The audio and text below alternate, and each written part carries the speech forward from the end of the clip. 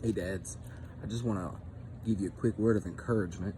I'm on my way out here, just walking out here to my truck really quick, and I was thinking, if you're anything like me, uh, for all the criticism that you receive from different people and different outlets in the world, you tend to still be your own worst critic and beat yourself up. And sometimes my biggest enemy is my own mind.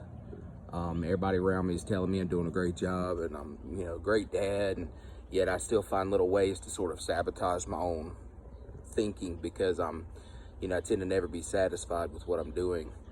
And that can be a real big hindrance when it comes to achieving, the vision that you have for being a good father, and specifically for me, for being a follower of Christ, wanting to show the nature of Christ to my children.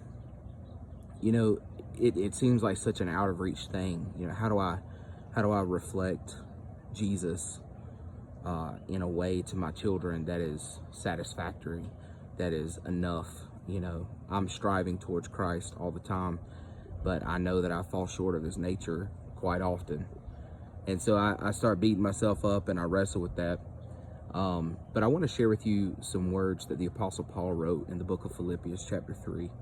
He said this in verse 13: I don't claim to have apprehended these things or have laid claim on my goal, but one thing I do, forgetting what's behind me, I press on towards the goal, which is to lay hold of Christ. And so for all of my dads out there, especially my fellow dads who are believers, and even if you're not a believer, this is still for you. I want you to hear a word of encouragement this morning. Forget what's behind you and press towards what's ahead of you. Going through a process requires you to be locked into your vision, locked into your purpose, locked into your goal.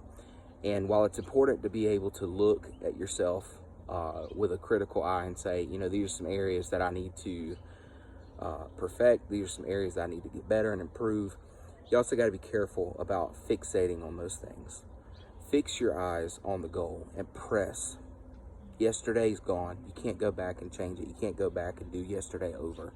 So this morning, I'm just going to ask God to encourage you to press towards the goal in front of you. Be a better dad today than you were tomorrow. Maybe today you won't be a perfect dad either. Maybe you won't be a perfect husband. Maybe you won't be a perfect friend or a perfect person. But forget yesterday and press towards the goal of being better today than we were yesterday, of doing better than we did yesterday. And little bit by little bit, we'll see ourselves start to become the men that we can be. The world needs dads to be everything they can be, and especially dads that want to be like Jesus. Hey, if you